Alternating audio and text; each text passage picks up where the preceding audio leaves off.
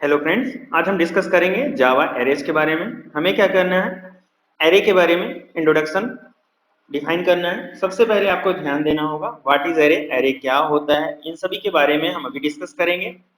तो सबसे पहले हमें क्या करना है, यहाँ ये ध्यान देना है जावा एरेज के बारे में। एरे क्या होता है, array is a collection of similar data type. Array क्या होता है, collection of similar data type. यहाँ पे जैसा लिखा हुआ है, array is an object which contain element of similar data type. Array क्या है, एक ऑब्जेक्ट है।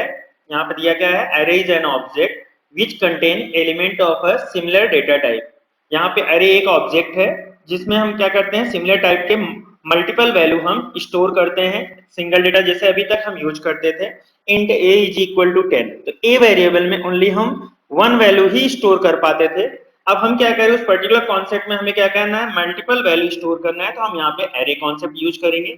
एरे में क्या होता है, एरे एक ऑब्जेक्ट है, यहाँ पे क्या करता है, कंटेन करता है सिमिलर डेटा टाइप, मतलब मल्टीपल वैल्यू को आप सिमिलर डेटा टाइप में ऐड करते हैं।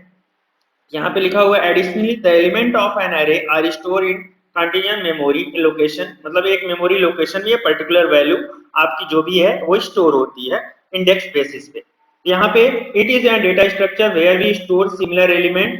यहाँ पे आप यहाँ एक ये क्या है, एक डेटा स्ट्रक्चर है जिसमें आप सिमिलर एलिमेंट को स्टोर कर सकते हैं। We can store only a fix set of element in Java array, मतलब यहाँ पे आप एक फिक्स साइज ही आप डेटा स्टोर कर सकते हैं। जो भी आप यहाँ पे पर्टिकुलर साइज आप एरे की फिक्स करेंगे उसके अकॉर्डिंग ही यहाँ पे आप डेटा को स्टोर कर पाएंगे। तो वही यहाँ पे लिखा हुआ है, an array is in Java is a set of variables reference by using a single variable name combined with an index number. यहाँ पे जो भी आपका वेरिएबल का नेम है उसको यहाँ पे वैल्यू है वो स्टोर करते हैं इंडेक्स बेसिस पे। Each item of array is an element.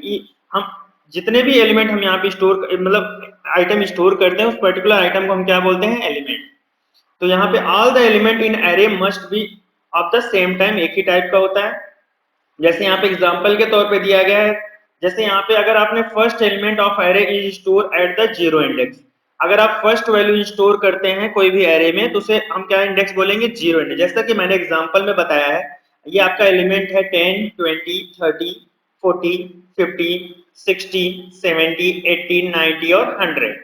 यहाँ पे अगर 10 का अगर आपको कोई पूछता है इंडेक्स क्या है, तो आप यहाँ पे जीरो रिप्रेजेंट करेंगे। अगर यहाँ पे जीरो इंडेक्स पे क्या वैल्यू स्टोर है, एलिमेंट स्टोर है 10। इसी तरीके से वन एलिमेंट वन इंडेक्स में आपने 20 स्टोर किया है, सेकंड इंडेक्स में आपने 30 स्टोर किया है, सेम इसी तरीके से थर्ड इंडेक्स में आपने 40, फोर्थ में आपने 50, फिफ्थ में 60, सेवन सिक्स में 70। इस तरीके से अगर नाइन्थ पोजीशन पे आपने क्या स्टोर किया है, 100, मतलब नाइन्थ इंडेक्स में आपकी 100 वैल्यू स्टोर है। तो कहने का मतलब जो भी आपकी एलिमेंट यहाँ पे स्टोर है एरे में वो एक इंडेक्स बेसिस स्टोर है। अगर आपने यहाँ पे अगर एरे की साइज की बात करें तो यहाँ पे एरे की साइज आपकी क्या है, 10, क्योंकि यहाँ पे देखिए 1 2 3 4 5 6 7 8 9 10, मतलब साइज मतलब एरे की जो भी नंबर्स ऑफ एलिमेंट को ही हम क्या बोलते हैं, उसकी साइज। तो यहाँ पे नंबर ऑफ एलिमेंट कितने हैं, 10 है।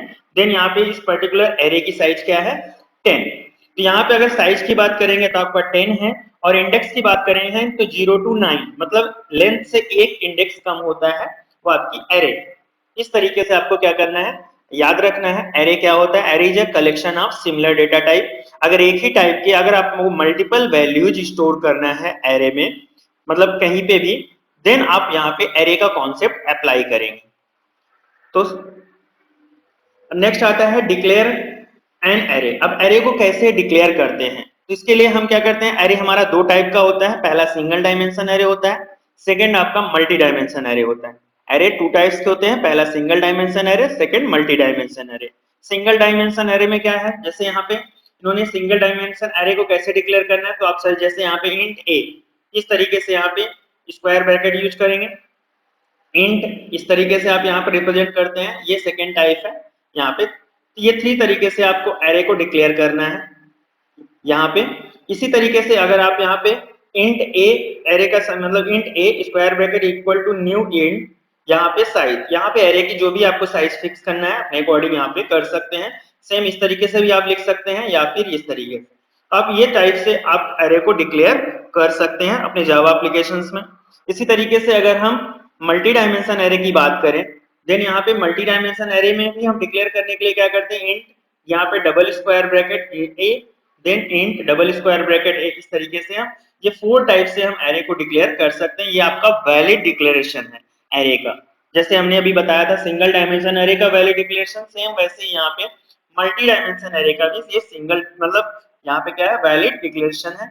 इस तरीके से आप अपने डेटा को रिप्रेजेंट कर सकते हैं। ये सभी आपके इंटरव्यू में भी पूछे जाते हैं कि आपके किस टाइप से डेटा को आप डिक्लेयर कर सकते हैं, तो यहाँ पे आपको ये रिप्रेजेंट किया गया।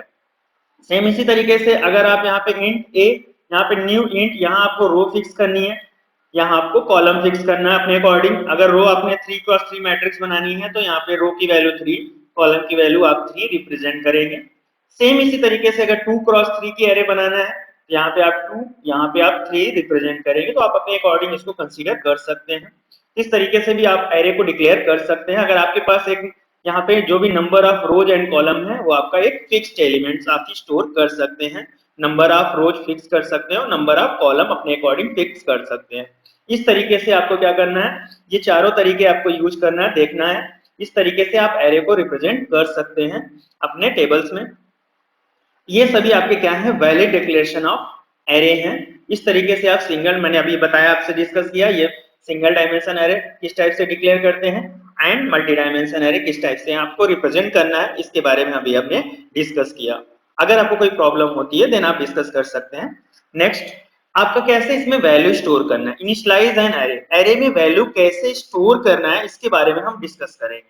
तो यहाँ पे क्या है, सबसे पहले एरे आपकी 2 टाइप्स की होती है। पहला होता है आपका सिंगल डायमेंशन एरे, सेकंड आपका होता है मल्टी डायमेंशन एरे। तो सिंगल डायमेंशन एरे अगर आप यूज कर रहे हैं देन आपको यहाँ पे क्या करना है, इंट ए टाइप का जो आपने एरे लिया है, यहाँ पे 10, 20, 30, 40, 50, 60 आप ऐसे करके कितने भी एलिमेंट आप स्टोर कर सकते हैं, मतलब एन नंबर ऑफ एलिमेंट्स आप स्टोर कर सकते हैं।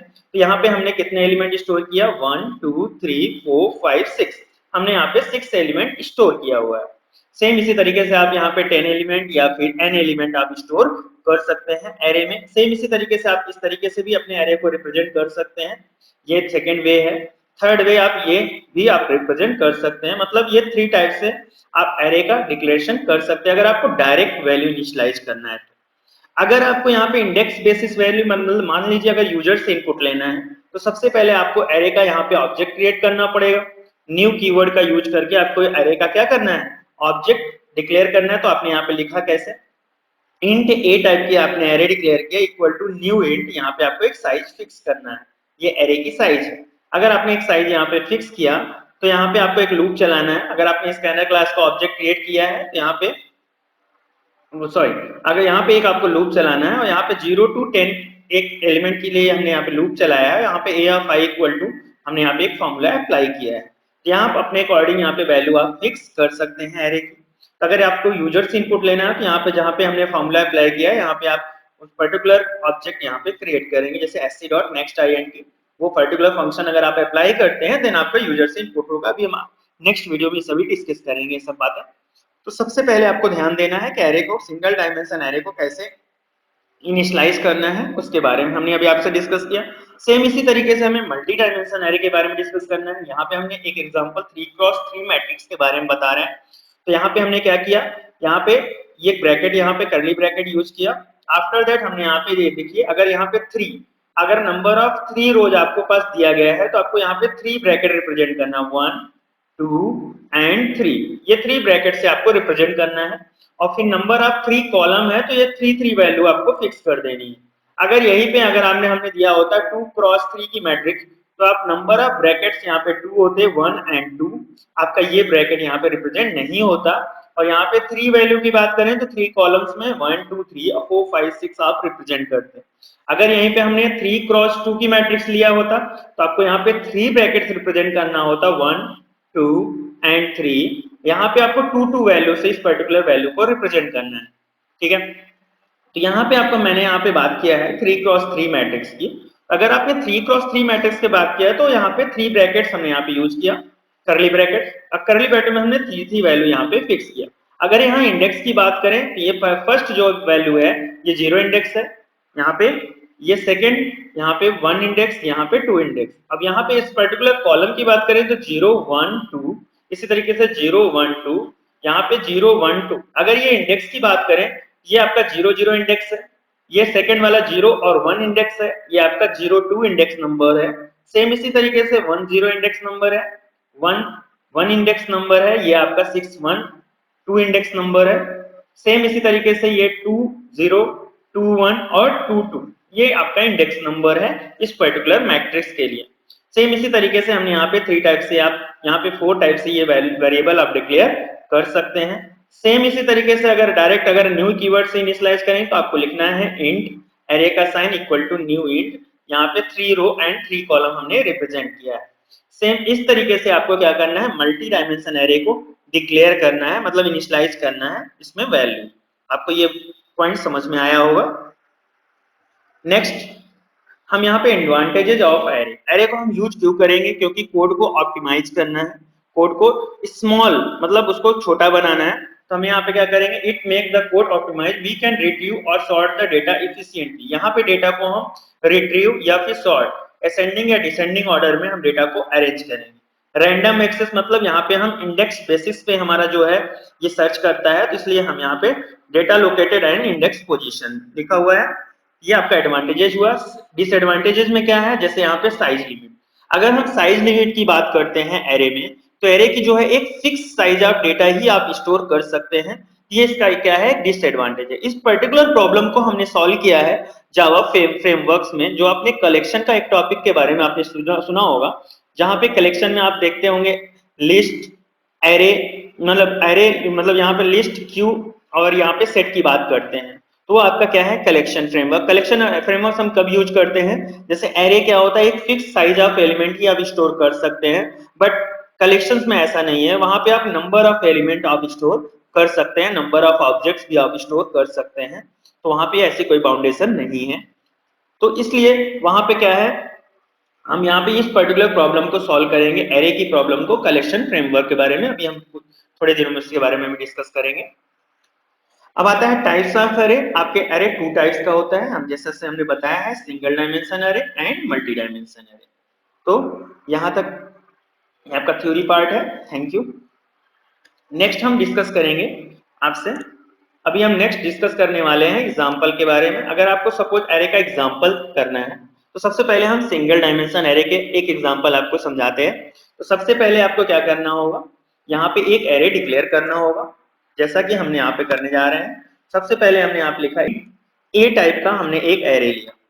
यहाँ पे हमने क्या किया, इस पर्टिकुलर एरे में हमने वैल्यू फिक्स करना है। हमने यहाँ पे 10, 20, 30, 40, 50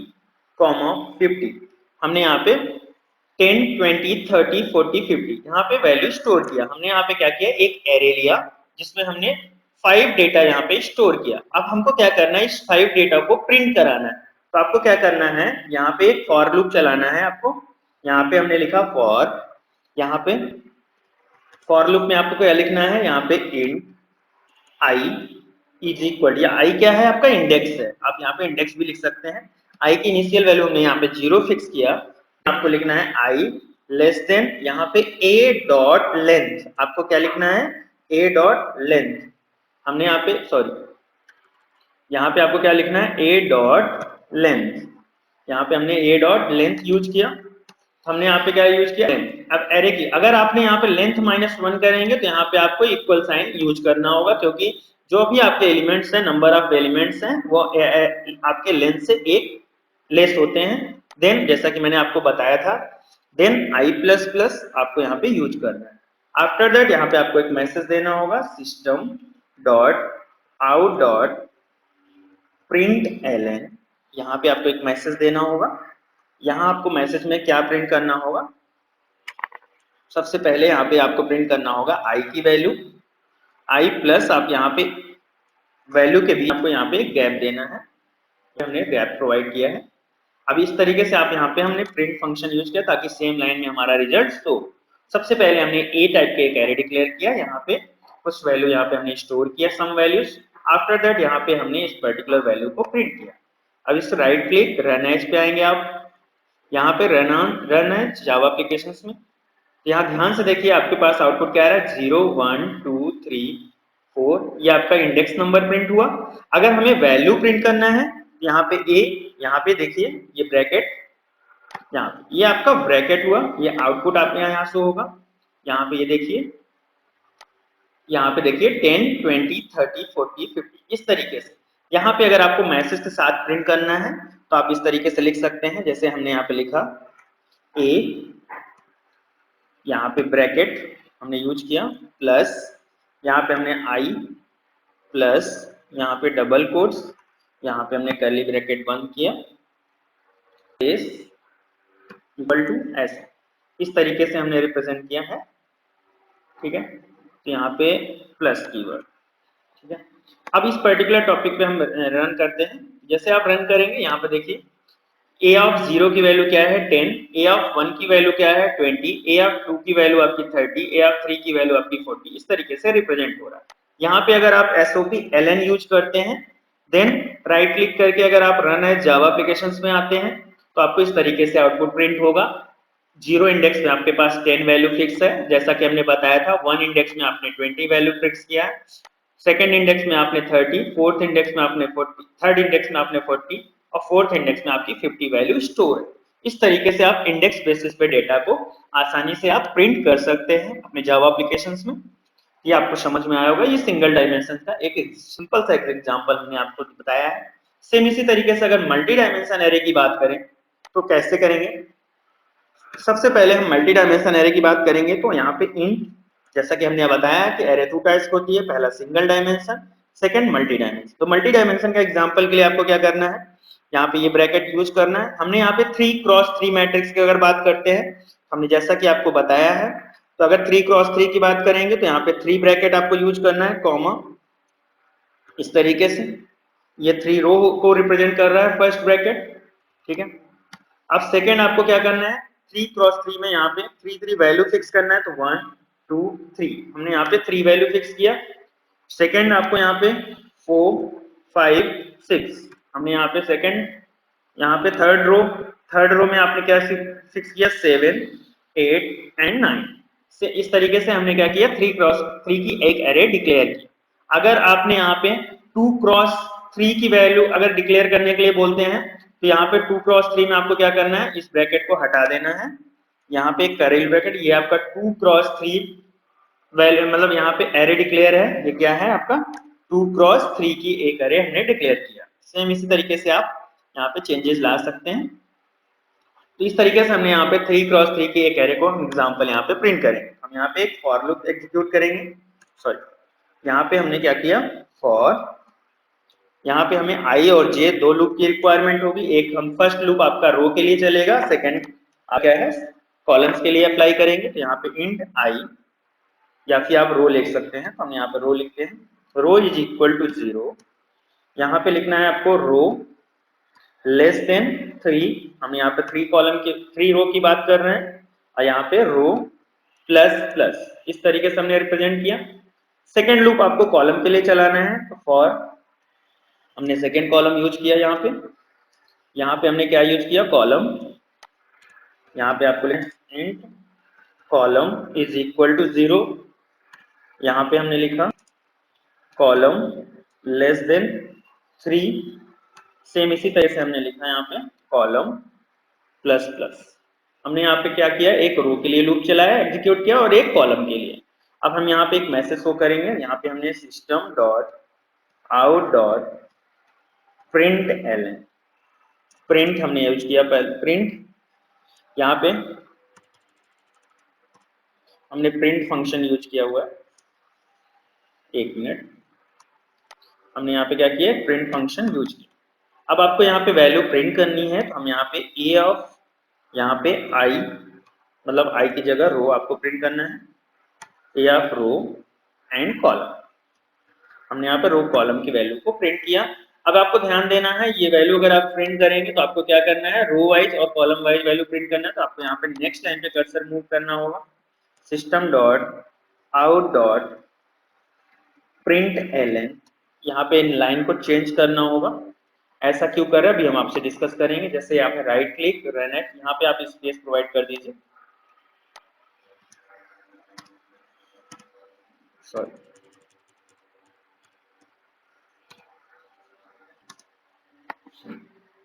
रन एज जावा एप्लीकेशंस। यहाँ पे देखिए 1 2 3 4 5 6 7 8 9 आपकी वैल्यू प्रिंट हो रही है। अगर आपने यहाँ पे SOPLN यूज नहीं किया होता देन आपकी वैल्यू किस तरीके से प्रिंट होती, यहाँ पे ये सिंगल लाइन में आपकी वैल्यू प्रिंट होती है। आपको क्या करना है, मैट्रिक्स फॉर्म में प्रिंट करना है। इसलिए सबसे पहले क्या करेंगे, अगर रो की वैल्यू 0 है तो पहले सबसे पहले ये फर्स्ट रो प्रिंट होगी, देन सेकेंड रो प्रिंट होगी, देन थर्ड रो आपकी प्रिंट होगी। इस तरीके से हमने यहाँ पे एक मैसेज सेट किया हुआ है। तो यहाँ पे आपको स्क्रीन पे एक मैसेज शो हो जाएगा।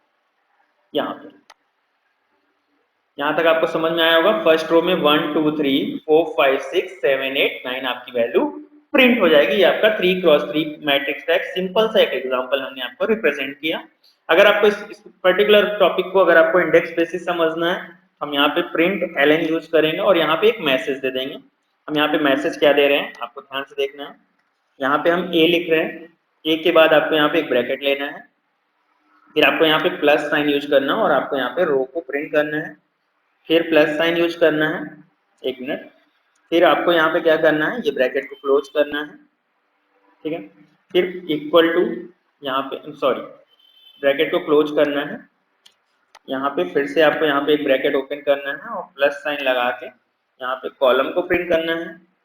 After that plus keyword double quotes, ये कॉलम को हमने क्लोज किया, देन हमने इक्वल साइन अप्लाई